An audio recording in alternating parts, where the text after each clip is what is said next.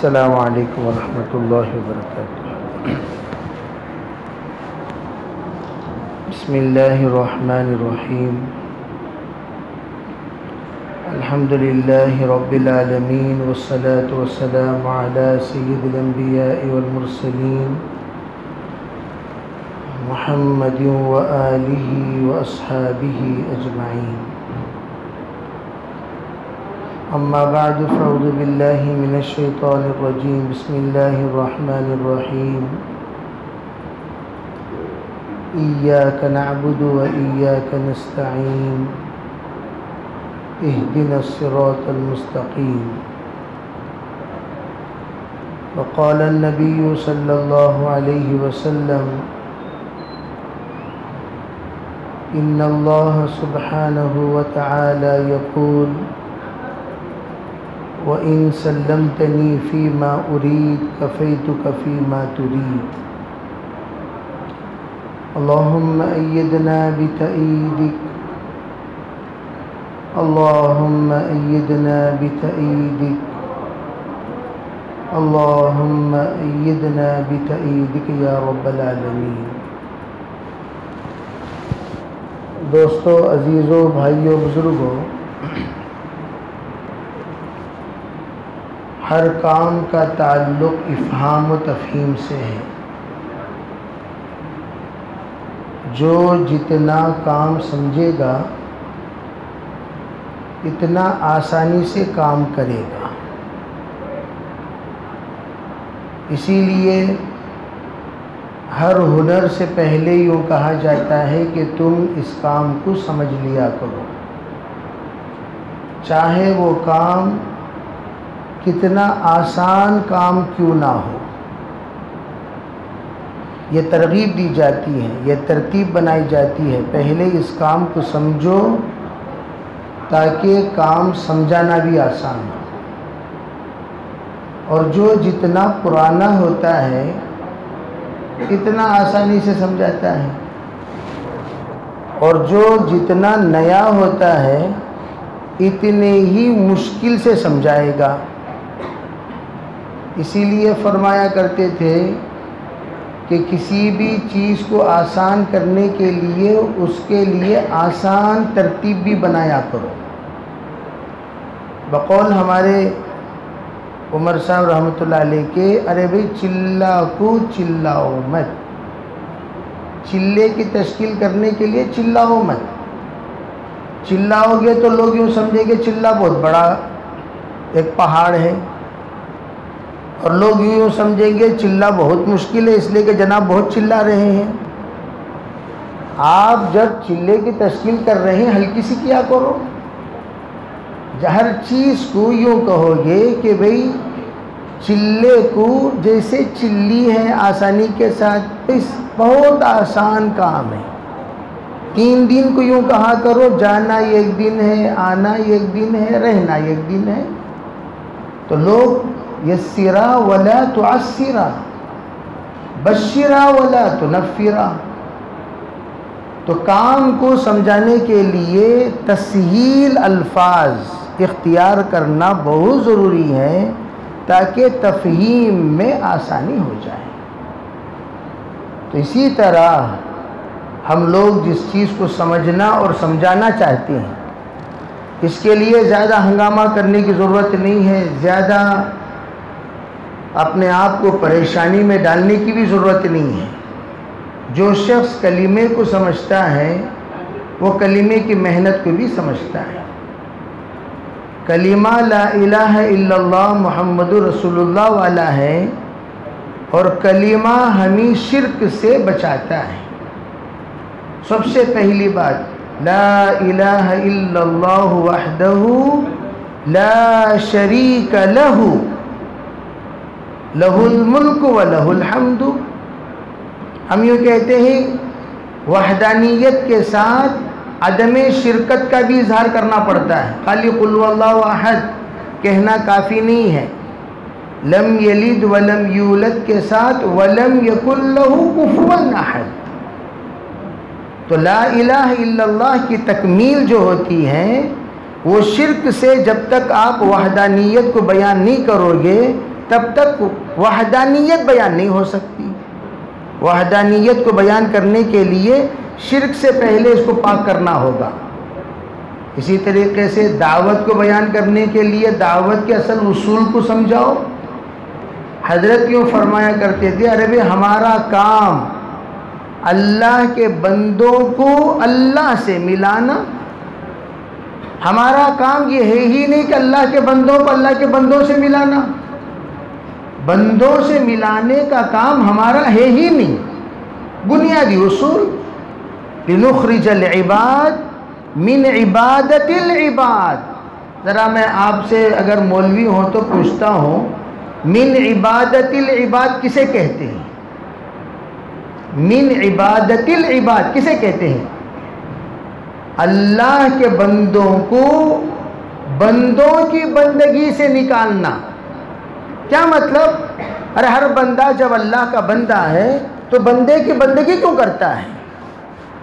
سجدہ کرنا باقی رہ گیا، رکوع کرنا باقی رہ گیا، قیام کرنا باقی رہ گیا، اس کی قرات کرنا باقی رہ گیا، پھر تو نماز اللہ کی پڑھ رہا ہے، کس کی پڑھ رہا ہے؟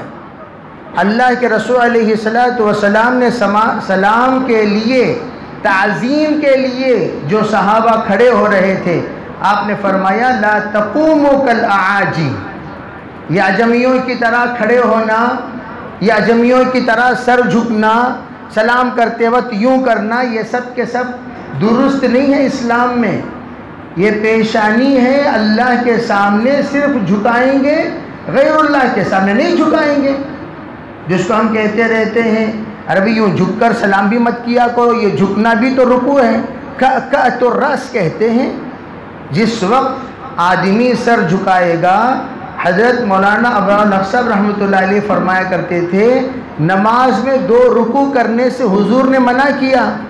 ایک رکوع وہ جو ہم نماز میں کرتے ہیں، قیام میں اگر آپ یوں کھڑے ہو رہے ہو، اس کو بھی رکوع کہا جائے گا، اس کو بھی رکوع کہا جائے گا۔ تو اسی طرح رکوع اور سجدہ جب اللہ کے لیے ہیں تو آپ بندے کے لیے رکوع کیوں کر رہے ہو، بندے کے لیے سجدہ کیوں کر رہے ہو؟ اور صرف اللہ جل جلالہ امن والہ کا ایک اصول ہے، وہ یہ کہ صرف انبیاء کو اللہ نے معصوم بنایا، انبیاء کے علاوہ کوئی معصوم نہیں۔ صحابہ اکرام کو علماء اہل سنت والجماعت محفوظ کہتے ہیں۔ انبیاء معصوم عن الخطایا، صحابہ محفوظ عن الخطایا۔ کیوں یہ جملہ استعمال کیا جا رہا ہے؟ انبیاء کو معصوم عن الخطایا، انبیاء بالکل گناہوں سے پاک اللہ تعالی رکھے گا، اللہ رکھے گا تو انبیاء رہیں گے۔ اگر صحابہ سے بھی کوئی گستاخی ہو جائے، کوئی کمی ہو جائے، کوئی پیشی ہو جائے، کوئی بات آ جائے تو فوراً نبی کے ذریعے سے اللہ تعالیٰ اطلاع دے دیتا ہے کہ فلاں سے فلاں سے فلاں سے۔ اسی کو ہم شان نزول کہتے ہیں۔ شان نزول میں صحابہ اکرام کے لیے تنبیہات ہیں، صحابہ اکرام کی تصحیح ہے، صحابہ اکرام کی اصلاح ہے۔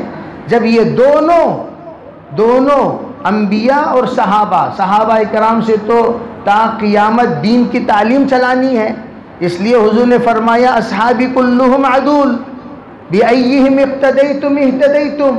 یہ 2 کے علاوہ تیسرے کسی کو اللہ نے معصوم نہیں قرار دیا۔ ہم یوں کہنا کہ ان سے غلطی ہی نہیں ہو سکتی، ہم فلاں سے غلطی ہی نہیں ہو سکتی، یہ عقیدہ خود انسان کو سب سے پہلی بات گمراہ کرنے والا عقیدہ ہے۔ جیسے قادیانی کے سلسلے میں لوگ کہتے ہیں ان سے غلطی نہیں ہو سکتی، لوگ صدیق دیندار انجمن والے کہتے ہیں ان سے غلطی نہیں ہو سکتی، مہدوی والے کہتے ہیں ان سے غلطی نہیں ہو سکتی، دیگر فرقے والے اپنا اپنا امام جو بنا لیے ہیں وہ یوں کہتے ہیں کہ ان سے غلطی ہی نہیں ہو سکتی۔ اللہ کے رسول علیہ السلام کو اللہ جل جلالہ امن والہ نے باقاعدہ تنبیہ کے ساتھ یوں فرمایا وَلَا تَقُولُ لِشَيْءٍ إِنِّي فَاعِلٌ ذَلِكَ غَدًا۔ آپ اگر کہہ رہے ہیں انی فاعلن، انی تو مطلب کیا ہوا؟ سنگولر اگر آپ ضمیر اختیار کرتے میں، کل کروں گا، یہ میں والا جملہ آپ اپنے طرف منسوب مت کیجئے، یہ مجھے پسند نہیں ہے، یہ مت کہیے، بلکہ کیا کہیے؟ یوں کہیے کہ انشاءاللہ اللہ چاہے گا تو ہوگا، انی فاعل ذلک غدا الا ان یشاء اللہ، ہر جملے کے ساتھ اللہ کی مشیت کو جوڑو۔ تو ہم یہ عرض کرنا چاہتے ہیں، دعوت کی بنیادی چیز بندوں سے مت جوڑا کرو۔ مولانا الیاس رحمۃ اللہ علیہ کے پاس حضرت میاں جی عیسیٰ ایک جماعت کو لے کر آئے، کہنے لگے حضرت جی کہاں جا رہے ہیں؟ کہا بھئی ہم تو سفر میں نکلے۔ کہا حضرت ہم نے تو یہ جماعت لے کے آئے تھے آپ سے ملانے کے لیے۔ کہ ارے تو نے تو بیڑا غرق کر دیا، ہونا تو یہ چاہیے تھا کہ تو اللہ سے ملانے لاتا اور مجھ سے ملانے لایا۔ آج میں ہوں، کل میں نہیں رہوں گا تو کس سے ملانے لائے گا؟ لوگوں کو کیا کہہ کر دعوت دے گا؟ چلو مولوی الیاس کے پاس، چلو مولوی الیاس کے پاس، چلو مولوی الیاس کے پاس، کل مولانا الیاس صاحب نہیں رہیں گے، کیا کہہ کر دعوت دے گا؟ تو یہ شخصیت کی طرف دعوت دینا یہ دعوت میں حرام ہے۔ حرمات دعوت، مکروہات دعوت، موجبات دعوت، فرائض دعوت جو کچھ ہیں اسے پہلے سمجھو۔ ہم سمجھتے نہیں بھئی فرائض دعوت کیا ہیں، واجبات دعوت کیا ہیں۔ دعوت کے کام میں صرف لگ جانے سے آدمی پرانا نہیں ہو جاتا، دعوت اس سے لگنا چاہیے۔ ایک ساتھی کہنے لگے آپ دعوت میں کتنے سال سے ہیں؟ کہا جی 40 سال سے ہو۔ تو دعوت آپ کے اندر کتنے سال سے ہیں؟ دونوں میں فرق ہے۔ آپ دعوت میں تو جڑے ہیں لیکن دعوت آپ کے ساتھ جڑی نہیں۔ اگر دعوت آپ کے ساتھ جڑ گئی ہوتی آپ کے اندر وحدت پائی جاتی، آپ کے اندر رسالت پائی جاتی، آپ کے اندر احتیاط پائے جاتے، آپ کے اندر تقوی پائے جاتا، اور آپ گناہوں سے بچنے کے لیے جتنے ترکیبیں اختیار کرنی چاہیے وہ سب پائے جاتے۔ اور آپ تو دعوت میں تو ہیں، دعوت آپ کے اندر نہیں ہے، اس لیے آپ کو یہ تمیز بھی نہیں کہ یہ رکوع کرنے کا مطلب کیا ہوتا ہے، سجدہ کرنے کا مطلب کیا ہوتا ہے، شخصیت کسے کہتے ہیں اور شخصیت پرستی کسے کہتے ہیں۔ آج تک دنیا میں جتنی گمراہی ہوئی وہ سب شخصیت پرستی ہی سے ہوئی ہے، اور شخصیت پرستی ہم میں ہے ہی نہیں، قطعاً نہیں ہے۔ حضرت مولانا یوسف رحمۃ اللہ علیہ فرمایا کرتے تھے، ارے بھائی میرے پاس اس وقت کھلانے کو کچھ نہیں ہے، آپ لوگ اگر اپنا مکان جانا چاہتے ہو تو چلے جاؤ، میں یہاں کھلانے کے لیے تم لوگوں کو یہاں رکھ کر تمہیں اتنی تکلیف میں نہیں رکھ سکتا۔ 16 ساتھی تھے مولانا یوسف رحمۃ اللہ علیہ کے، حضرت کے پیر پکڑ لے، یوں کہنے لگے حضرت ہم کھانے کے لیے تھوڑی ہیں مرکز میں، کھانے کے لیے تھوڑی ہیں، ہم تو اپنی جان لے کر آپ کی خدمت میں حاضر ہوئے ہیں، جو جس طرف آپ ڈال دیں گے ہم وہاں جا کر پڑ جائیں گے۔ تب جا کر ان ساتھیوں کو بٹھا کر حضرت روئے تھے، تب جا کر اللہ تعالیٰ کام چلایا تھا۔ تو ہمارا کام کسی کی شرکت کے بغیر چلتا، اللہ کا کام اللہ کے صفات کے ساتھ چلے گا۔ کیا مطلب؟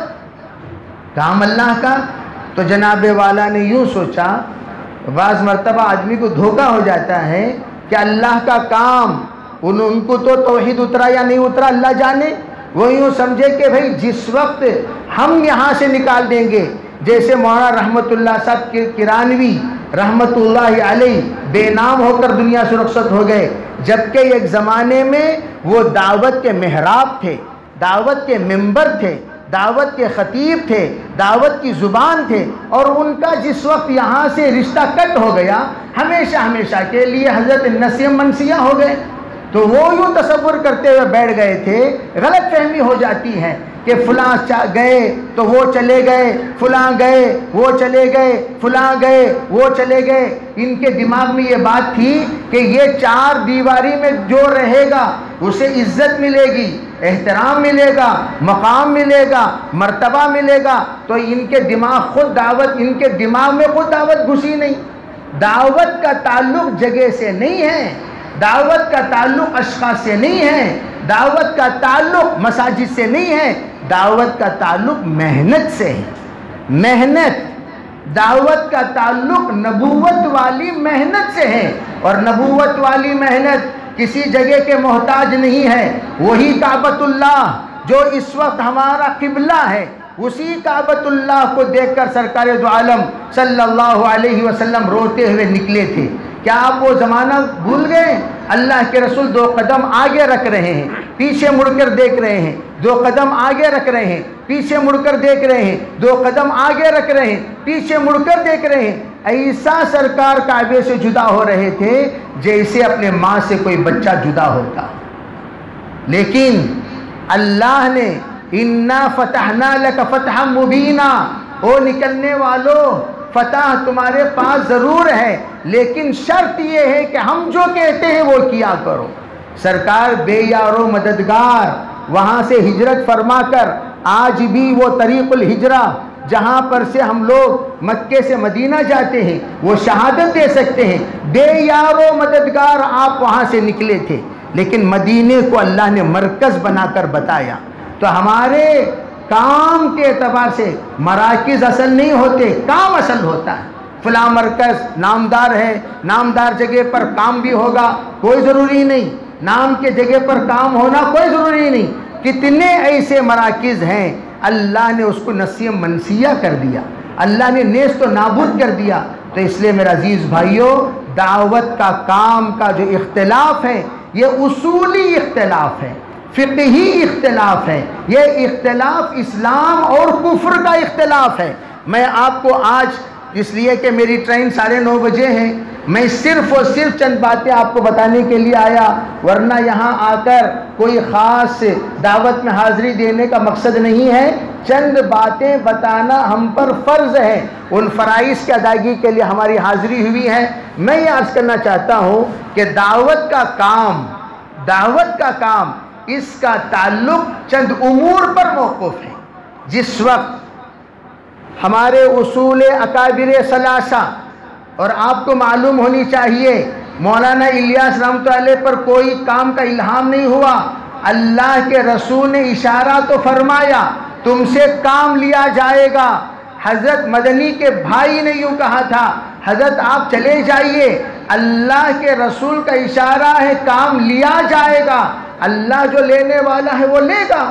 جب یہاں تشریف لائے تو حضرت پر اللہ نے یہ ترتیب کار کھولا، لیکن ترتیب کار کھولنے کے بعد اپنے اس ترتیب کار کو حضرت نے الہام سے تعبیر نہیں فرمائی، وحی سے تعبیر نہیں فرمائی۔ مولانا عبید اللہ صاحب رحمۃ اللہ علیہ کے صحبت یافتہ اس بات کی شہادت دے سکتے ہیں، مولانا عبید اللہ صاحب رحمۃ اللہ علیہ کو بلایا کرتے تھے، اپنے موجودہ علماء اکرام کے سامنے مذاکرہ کیا کرتے تھے۔ آج بھی وہ وقت وہ جگہ موجود ہے، اگر آپ میرٹھ جائیں وہ تہ خانے کی آپ زیارت کر سکتے ہیں، جس تہ خانے میں 7 علماء اکرام حضرت مولانا الیاس رحمۃ اللہ علیہ کے ساتھ بیٹھ کر 3 دن کا مذاکرہ کیا ہے۔ اور مذاکرہ کس بات کا کیا؟ میں یہ کام جو کرنے والا ہوں، یہ جو کام اللہ نے مجھ پر کھولا ہے، یہ جو ترتیب مجھ پر آئی ہے، اس سلسلے میں اگر تمہیں کوئی بات کہنا ہے، تصحیح کرنا ہے، اس کی ترتیب بنانی ہے، میں مشورے کے لیے بیٹھا ہوں، مجھے ذرا آپ بتائیں۔ تو علماء بتائیں، یہ کرو، ایسا کرو، ویسا کرو۔ آج عوام یوں سمجھتے ہیں علماء کو کیا بھی معلوم کام، تم نے کیا معلوم؟ تم نے ناڑا بنانا جو سکھائے ہیں وہ علماء سکھائے ہیں، تم لوگوں کو لباس پہننا جو سکھائے ہیں وہ علماء سکھائے ہیں، تم لوگوں کو اس وقت دعوت کا کام جو عطیتاً دیا گیا ہے وہ علماء دیے ہیں۔ تو اس لیے اس بات پر آپ حضرات توجہ دیں کہ جس وقت علماء نے تمہیں عطا کیا، کہاں سے عطا کیا وہ میں بتانا چاہ رہا ہوں۔ احسان سمجھو علماء کرام کا، یہ الگ چیز ہے کہ ہم لوگ ہر ایک کو الگ الگ تقسیم کار کر دیتے ہیں، جیسے کہ احناف بھی برحق ہیں، شافعی بھی برحق ہیں، مالکی بھی برحق ہیں، حنبلی بھی برحق ہیں، کوئی کسی پر اعتراض نہیں کرتا۔ اسی طرح ہمارے اکابر مدارس والوں کا، خانخواہ والوں کا، تبلیغ والوں کا، اور اس کے علاوہ دیگر تنظیم والوں کا، جمعیت والوں کا آپس میں ایسا اتحاد، ایسا اتفاق، ایسی محبت. حضرت مولانا الیاس رحمۃ اللہ علیہ کو جب اطلاع ملتی حضرت حسین احمد مدنی کا پاس کے قریے میں جلسہ ہے، حضرت مولانا مدنی کو جب اطلاع ملتی، ارے حضرت جی مولانا الیاس یہاں پاس کے قریے میں آئے ہوئے ہیں، حضرت اپنے مریدین سے کہتے ارے بھائی چلو ہم مولانا الیاس کے جلسے میں جاتے ہیں، تو وہ یوں کہتے ارے بھائی چلو مولانا مدنی کے جلسے میں جاتے ہیں. دونوں وہاں سے چل پڑتے. آپ جانتے ہیں اس وقت نہ تار کا سلسلہ نہ خط کا سلسلہ، اتنے جلدی میں کیسے ان دونوں کے درمیان کنیکشن ہو سکتا ہے، نہ میسیجز نہ فون، لیکن روحانی تعلق دونوں میں ایسا تھا. کئی مرتبہ ایسا ہوا ہے ایک ہی اسٹیج میں جماعت اور جمعیت کا پروگرام ہوا ہے. میں آپ کو کیوں بتانا چاہتا ہوں، یہ چلتے چلتے لوگوں نے یوں سمجھ گیا جماعت بالکل الگ، جمعیت بالکل الگ، مدارس بالکل الگ، خانقاہ بالکل الگ. ایسا ہرگز مولانا الیاس رحمۃ اللہ علیہ نے اپنی زندگی میں تفریق کے ساتھ کام نہیں کیا. مولانا یوسف رحمۃ اللہ علیہ ہمیشہ کہا کرتے تھے ارے بھئی فریق بن کر کام کرو گے جماعتیں بڑھ جائیں گی، امت بڑھ جائے گی، افراد بڑھ جائیں گے، سب آپس میں رفیق بن کر کام کیا کرو. صاف ملفوظ ہیں.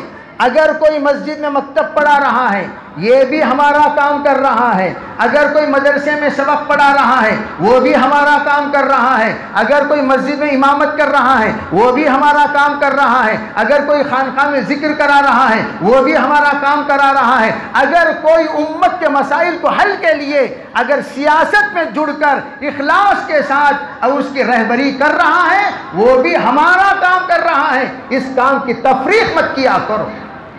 تب جا کر ایک دوسرے کا احترام کرتے تھے. حضرت نے اصول بتائی جب خصوصی ملاقات میں پہلے جایا کرو اس علاقے کے علماء سے ملا کرو، بزرگوں سے ملا کرو، صاحب نسبت سے ملا کرو، تاکہ تمہارے سلسلے میں وہ بھی فکر مند رہیں، ان کی تائید تمہارے ساتھ شامل حال ہو جائے.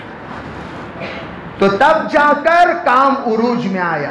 اور یہ جو 6 نمبر بولتے رہتے ہو، یوں کہتے ہو کہ بھائی یہ 6 نمبر ہے 6 نمبر. اچھا 6 نمبر دیا کس نے؟ 6 نمبر کی اصلاح کیا کس نے؟ 6 نمبر کی تصحیح کیا کس نے؟ 6 نمبر کی تائید کیا کس نے؟ 6 نمبر کی توثیق کیا کس نے؟ کبھی اس کی تاریخ جانا؟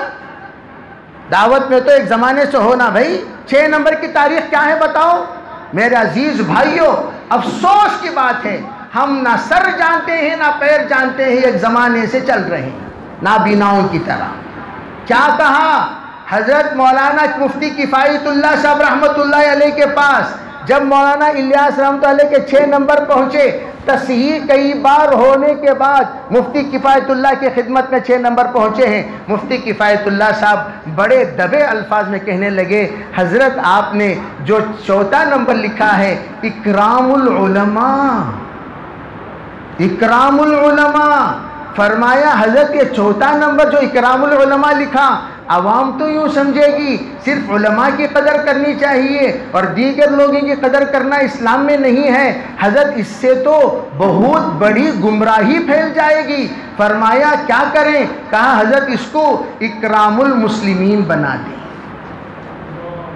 اکرام المسلمین بنا دیں. کوئی کہہ سکتا ہے یہ تصحیح کس نے کی ہے؟ حضرت کی تصحیح کردہ اکرام المسلمین جو آج تک ہم گن رہے ہیں. اور یہ جو علم و ذکر کا جوڑ وہ جماعت نے کہا حضرت یہ علم اور ذکر کا جوڑ بٹھا دیں تاکہ علم والے ذکر والے بن جائیں، ذکر والے علم والے بن جائیں. اور یہ دونوں کو مد نظر رکھ کر ہر جماعت علم والوں کی بھی قدر کرے، ذکر والوں کی بھی قدر کرے.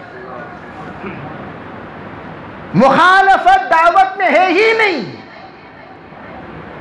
جب کوئی جاہل مولوی بیٹھتا ہے یہاں، سنو میری بات، جب کوئی جاہل مولوی بیٹھتا ہے یہاں وہ جا کر جیسے کہ مولانا رشید احمد صاحب گنگوئی رحمۃ اللہ علیہ نے کہا تھا حاجی امداد اللہ صاحب مہاجر مکی رحمۃ اللہ علیہ کو جب حضرت نے کہا ارے بھئی آپ اپنے حال سے واقف کیوں نہیں کراتے، اپنے حال سے ہمیں واقف کرائیں، تو حضرت نے کہا حضرت وہ بندہ کیا حال ذکر کرے جس کا کوئی حال ہی نہ ہو۔ پھر یوں کہا حضرت میرا حال یہ ہے، میرے نزدیک مادح اور رام یہ دونوں برابر ہیں۔ حضرت نے فرمایا یہ انتہائی درجہ خلیق ہونے کی علامت ہے، مخلص ہونے کی علامت ہے۔ کیا مطلب؟ مادح و ذام، تعریف کرنے والا، توہین کرنے والا، عزت دینے والا، ذلیل کرنے والا، اچھا بولنے والا، برا بولنے والا، دونوں کو میں ایک ہی نظر سے دیکھتا ہوں۔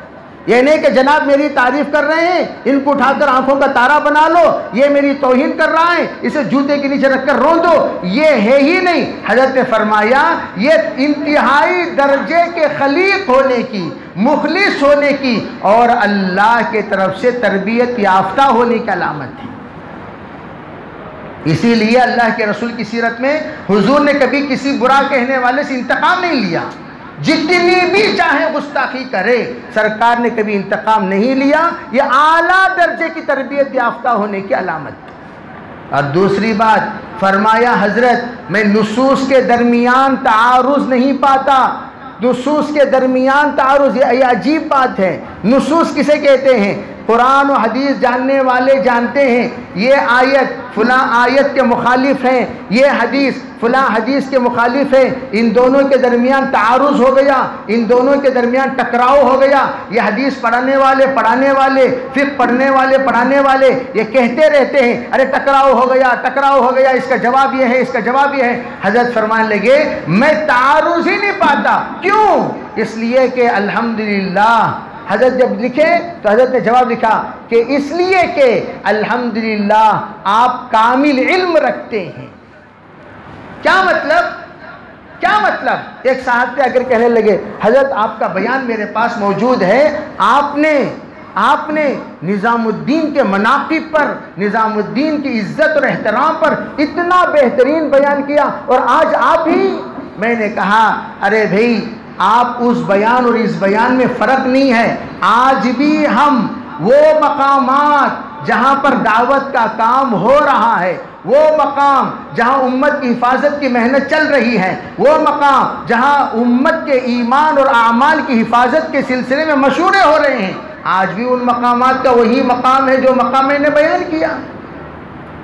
میں نے کہا سنو، اللہ کے رسول علیہ السلام نے کسی چار دیواری مسجد زرار ڈھانے کو کہا۔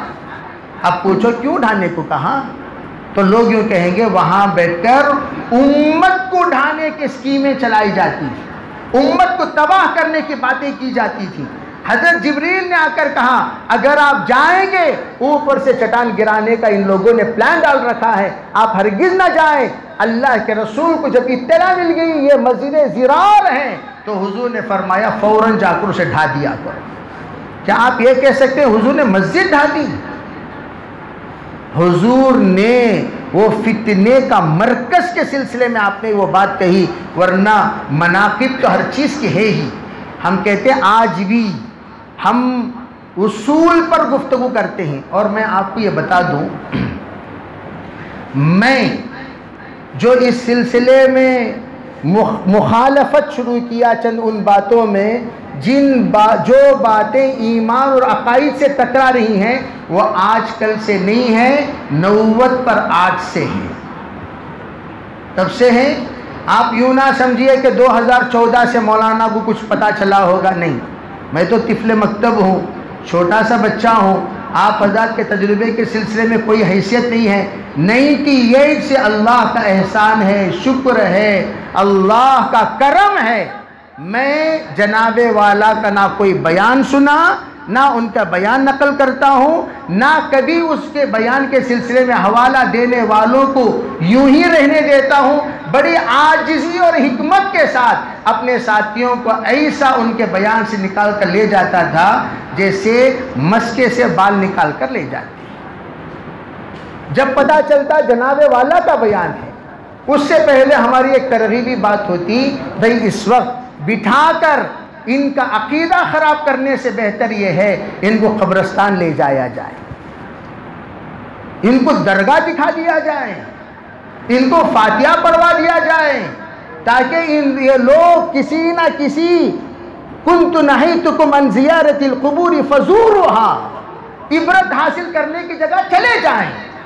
اور ان ساتھی جن کو میں جماعت میں لے جانے والا ہوں، میں جماعت میں لے جانا، بیرون ہو یا اندرون ہو، مستورات ہو یا دیگر کوئی، میں جن کو جماعت میں لے جانے والا ہوں، وہ لوگ یہ سن کر دماغ خراب کرتے ہوئے میرے ساتھ نہ چلیں۔ اللہ کا شکر ہے ہم جو بھی میرے ساتھ چلے ہیں وہ اس بات کو اچھی طرح جانتے ہیں، 90 پر آج سے میری زندگی میں کبھی کسی قول نہ نقل کرنے دیا، نہ ہی الحمدللہ خود اسے سننے دیا۔ تو یہ دو باتیں تو الحمدللہ حیات الصحابہ میں بستر اور جگہ پکڑنے کے چکر میں ہم ایسے لگا دیتے تھے کہ لوگ ان تمام مصروفیات میں ان تمام باتوں سے محفوظ رہ جاتے تھے۔ ہم یہ کہنا چاہتے ہیں کہ یہ اصل جو مسئلہ میں نے بیان کرنا شروع کیا، وہ حضرت رحمت اللہ علیہ نے علماء سے ہر بات کا مشورہ، گشت کا مشورہ بھی علماء سے۔ حضرت مولانا الیاس رحمۃ اللہ علیہ کا ایک اصول تھا، حضرت جب بھی کوئی بات سنتے یا کوئی بات ان کو سمجھ میں آتی، ایک تو یہ ہے مولانا عبید اللہ صاحب کو بلا کر پوچھتے تھے، حضرت یہ جو بات میں کہنا چاہ رہا ہوں آپ اس کو قرآن و حدیث کی روشنی میں تلاش کیجئے۔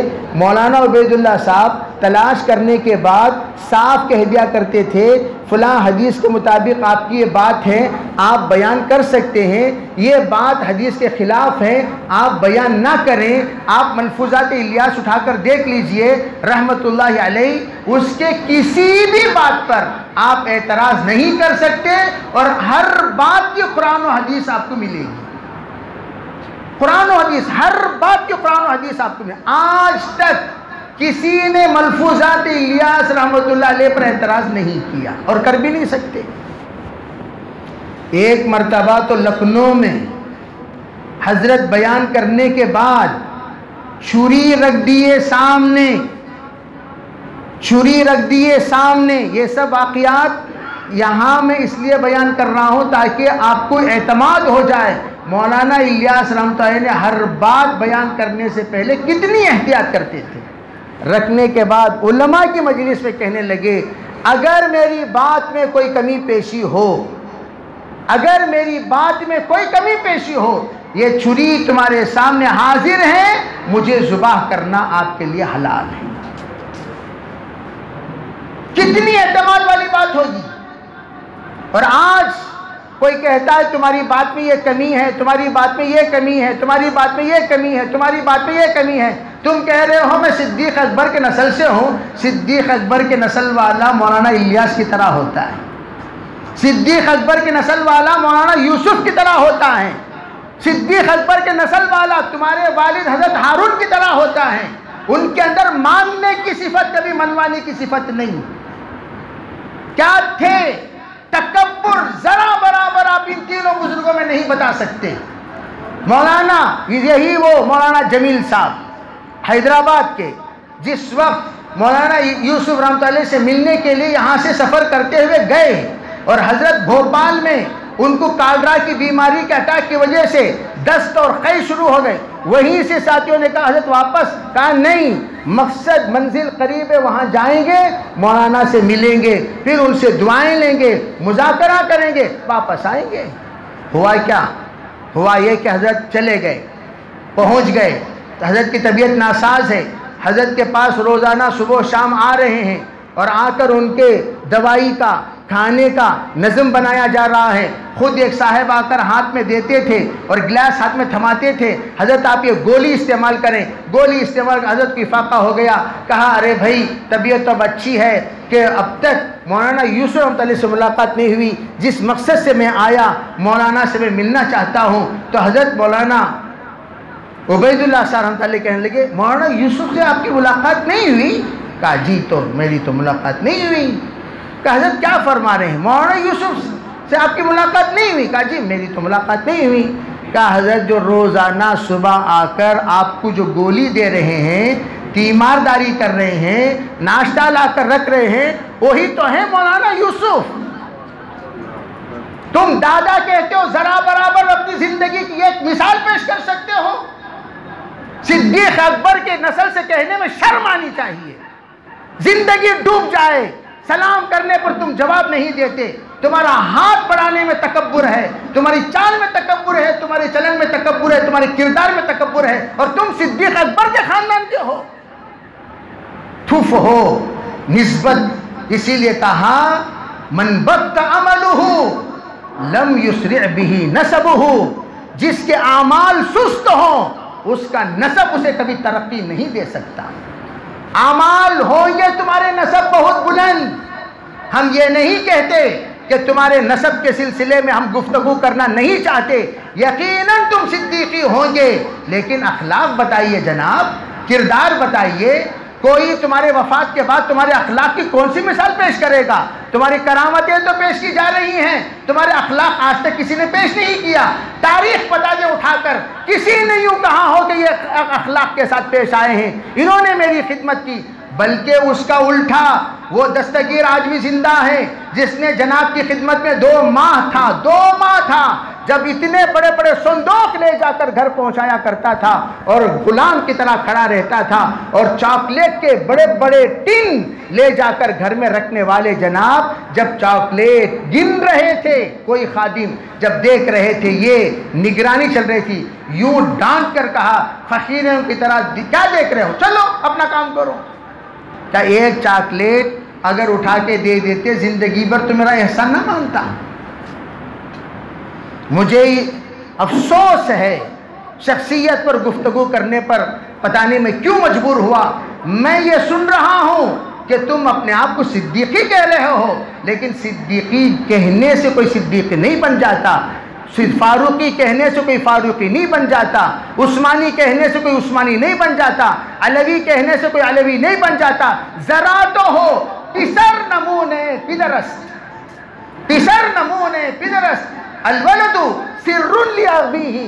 جو بچہ ہوتا ہے اپنے باپ کے نقش قدم پر چلتا ہے. ایک نقش قدم بتاؤ، وہ انسان جو ولی کامل ہے، صاحب نسبت ہے، حضرت شیخ الحدیث کا معتمد علیہ ہے، اور تمہارے دادا کا معتمد علیہ ہے حضرت مولانا حضرت جی ثالث مولانا انعام الحسن صاحب رحمۃ اللہ علیہ، جو آخری وقت مولانا یوسف رحمۃ اللہ علیہ کو لے جایا جا رہا ہے، اور وہ آخری وقت میں حضرت بے انتہا پریشان ہیں، ہارٹ اٹیک ہو گیا، آنکھوں سے آنسو بہ رہے ہیں.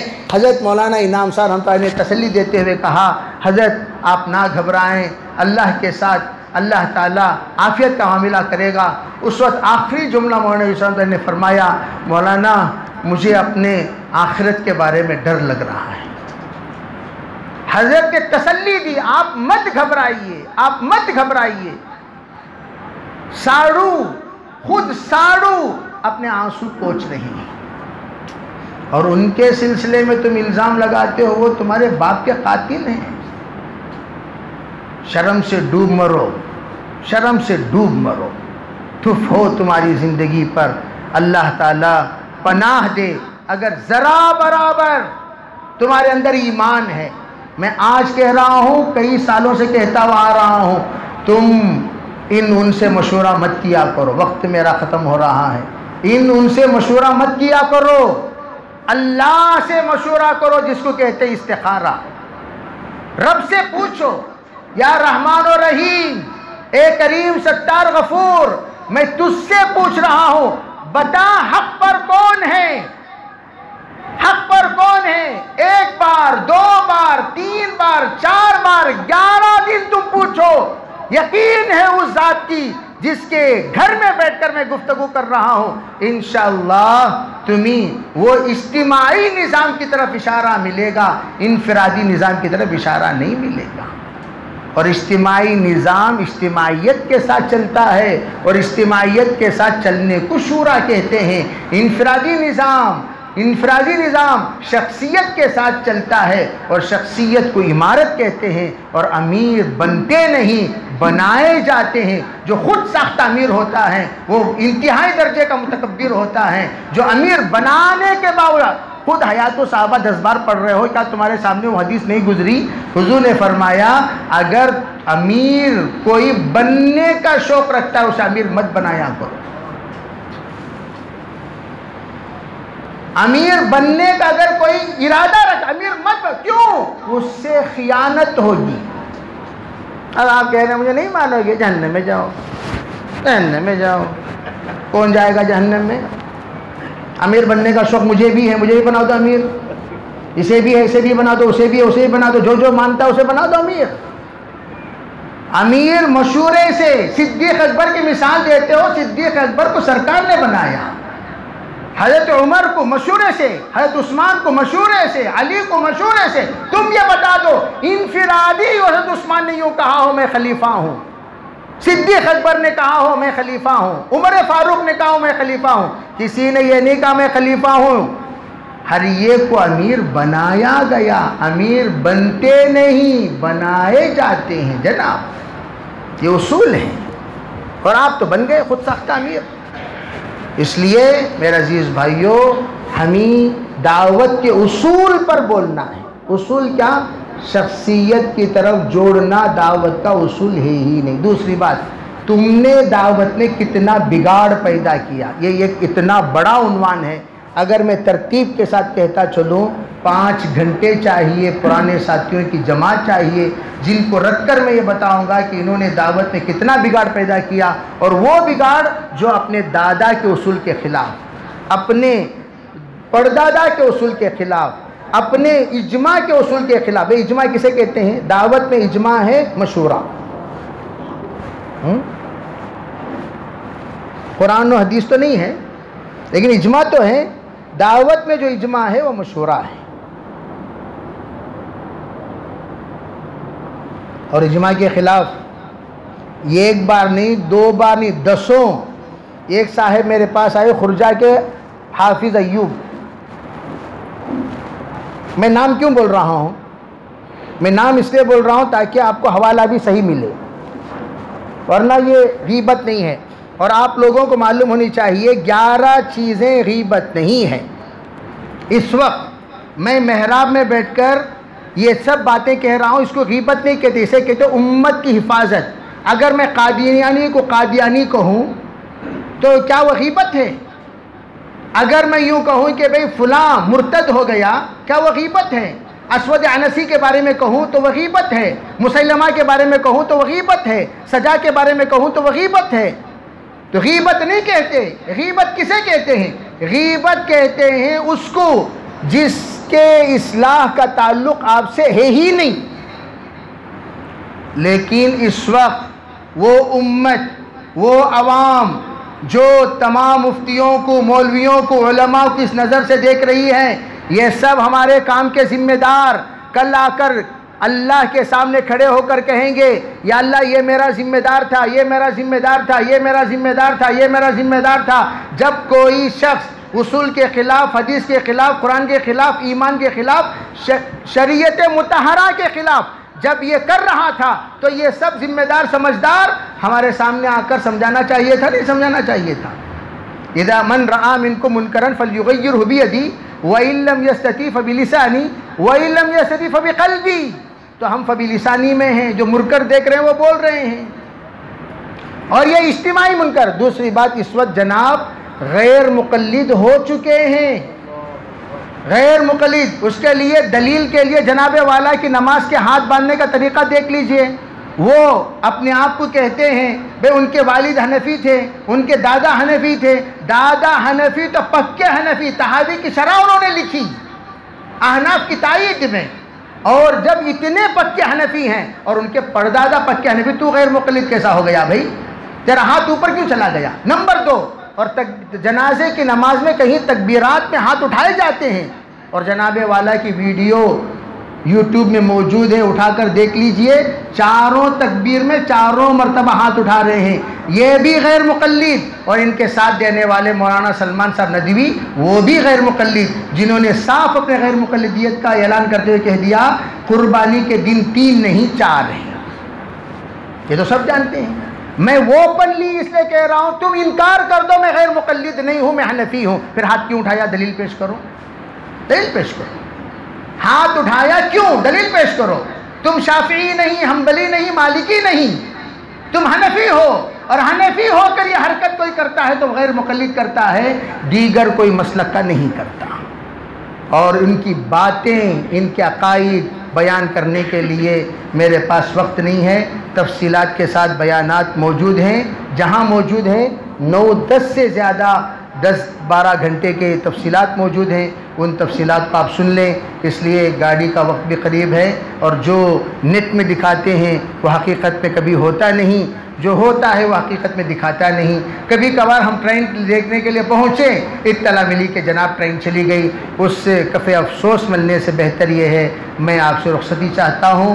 میں آپ کو چلتے چلتے اتنی بات کہتا چلوں، اللہ کا شکر ہے کبھی ایک فرد حق پر نہیں ہو سکتا، جماعت ہی حق پر ہو سکتی ہے. لا تجتمع امتی علی الضلالہ، یہ حق والی بات سنو. نبی حق پر ہو سکتا ہے، صحابی حق پر ہو سکتا ہے، کوئی ایک فرد یوں کہے کہ میں ہی حق پر ہوں، یہ قیامت تک نہیں ہو سکتا. جماعت کی بات مانیں گے، فرد کی بات نہیں مانیں گے. اور حضور علیہ السلام کا ارشاد ہے لا تجتمع امتی علی الضلالہ، میری امت کا اجماع ضلالت پر کبھی نہیں ہو سکتا. لوگ کہتے ہیں وہاں بھی علماء ہیں، یہاں بھی علماء ہیں. میں کہتا ہوں علماء میں فرق ہے. 1 گرام کے، آدھا گرام کے، ملی گرام کے بھی علماء ہوتے ہیں. یہ تو فولاد والے علماء ہیں جو علماء ہمارے پاس موجود ہیں. وہاں مرمرے والے علماء ہیں جو پھوٹ کے تو اڑ جائیں گے. ان علماء کی کیا حیثیت؟ جس کا بڑا غیر مقلد ہو چکا ہو اس کی کیا حیثیت؟ جس کی تائید کرنے والا 4 کہہ رہا ہو اس کی کیا حیثیت؟ جب جمہور کا مخالفت تو کر سکتا ہے تو دعوت کے اکابرین کی مخالفت کیوں نہیں کر سکتا؟ جب ہزاروں سالوں میں چلتے ہوئے آنے والے مسائل کی تو مخالفت کر سکتا ہے تو 100 سال کی دعوت کی مخالفت کیوں نہیں کر سکتا؟ تو مخالفت تیری طبیعت ہے، تیرا مزاج ہے. اس گھر کو آگ لگی گھر کے چراغ سے، بس اتنی ہی بات ہم کہیں گے. اس لیے اللہ نے الحمدللہ ہمارے اکابر جب یوں چاہے بھائی تمہیں کیا چاہیے، کہا مجھے مرکز چاہیے، مجھے مکان چاہیے، مجھے نام چاہیے. فرمایا آپ کو نام چاہیے، ہمیں کام چاہیے. ہم کام کو لے کر جاتے ہیں، آپ نام کو لے کر رکھ لیجئے. تو وہ نام نظام الدین نظام الدین نظام الدین نظام الدین نام رکھ لیجئے اور اچھی طریقے سے بسا لیجئے. تمام نسلوں میں نظام الدین نظام الدین نظام الدین نام رکھتے رہیے، کون منع کرتا ہے؟ لیکن ہمیں کام چاہیے. ہم کہتے ہیں مولانا الیاس کا کام وہاں نہیں یہاں ہے، مولانا یوسف کا کام وہاں نہیں یہاں ہے، مولانا انعام کا کام وہاں نہیں یہاں ہے. جو کام چاہتا ہے وہ یہاں آئے، جو نام چاہتا ہے وہ وہاں جائے. جزاکم اللہ خیرن جزا. اس لیے سب نیت کریں، ارادے کریں، انشاءاللہ ہم کام سمجھ کر کریں گے انشاءاللہ. اللہ تعالیٰ عافیت تمام بلا فرمائے. لک الحمد و لک الشکر. اللہم صلی علی سیدنا محمد وعلی آل سیدنا محمد وبارک وسلم. اللہم ارنا الحق حقا وارزقنا اتباعہ وارنا الباطل باطلا وارزقنا اجتنابہ. اے اللہ ہم میں سے ہر ایک کو تو معاف فرما. یا اللہ تو نے ہمیں بہت بڑا قیمتی کام عطا کیا، لیکن یا اللہ اسلام کے دشمنوں نے، ایمان کے دشمنوں نے، امت کے دشمنوں نے اس کام کو بگاڑ دیا، تباہ کر دیا، نیست و نابود کر دیا، حقیقت کو مٹا دیا، روحانیت کو نکال دیا. یا اللہ تو یہ کام تیرا کام ہے، تو اپنے کام کی حفاظت کرنا اچھی طرح جانتا ہے. یا اللہ تو اپنے کام کی حفاظت کر لے، حفاظت کرنے والے رجال کو پیدا فرما دے. یا اللہ حفاظت کرنے والے رجال کو پیدا فرما دے. ایسی زبان دے دے جو یہ کام کو سمجھا سکے، ایسا ذہن دے دے جو یہ کام کو سوچ سکے، ایسا دل دے دے یہ کام کو سنبھال سکے، ایسا بدن دے دے یہ کام کو لے کر دنیا کے کونے کونے میں چل سکے، ایسی صحت دے دے کہ اس کے لیے ہم قربان ہو سکے، ایسا مال دے دے جو اس کام کے لیے ہم کھپا سکے. یا اللہ اپنے فضل کا، کرم کا، رحم کا معاملہ فرما. جتنے حاضرین ہیں سب کے جائز مرادوں کو پورا فرما. جماعتیں یا اللہ چپے چپے محنت فرمانے کے بعد اس علاقے کو آباد کرنے کی کوشش کی ہے. یا اللہ تو ہر ایک کے اخلاص اور محنت کو اچھی طرح جانتا ہے. پروردگار اپنے فضل کا، کرم کا، رحم کا، عفو کا معاملہ فرما کر یا اللہ ان کے نقل و حرکت کو قبول فرما کر جہاں جہاں گئے، جن جن کو دیکھا سب کے ہدایت کے فیصلے فرما. یا اللہ اس جگہ میں انقلاب مطلب عظیم لانے کے لیے اس مجلس کو یا اللہ سبب بنا لے، اس مجلس کو سبب بنا لے یا اللہ، جس کے حق میں تو نے ہدایت رکھی ہے اسے صحیح رہبری کر دے یا اللہ، جس کے حق میں تو نے ہدایت نہیں رکھی اس کے فتنے سے امت کو بچا لے، اس کے فتنے سے امت کو بچا لے یا اللہ، تیرے نبی کی امت ہے یا اللہ، اس امت کی حفاظت ہماری ضرورت ہے، ہماری محنت ہے، ہماری دعوت ہے یا اللہ، اس امت کے بچانے کے لیے در در جا کر یا اللہ محنت کرنے کی ہمیں توفیق عطا فرما، رحم کا، کرم کا، عفو کا، درگزر کا معاملہ فرما، تیرے اکابرین، تیرے نیک برگزیدہ بندے جو اس وقت خیر کے لیے ان کی جو بھی دعائیں مانگے ہیں سب ہمیں عطا فرما، جن شرور سے پناہ مانگی سب سے پناہ نصیب فرما، اپنے فضل سے ہماری دعاؤں کو قبول فرما، ربنا تقبل منا ما كان صالحا وسينا ما كان فاسدا برحمتك يا ارحم الراحمين.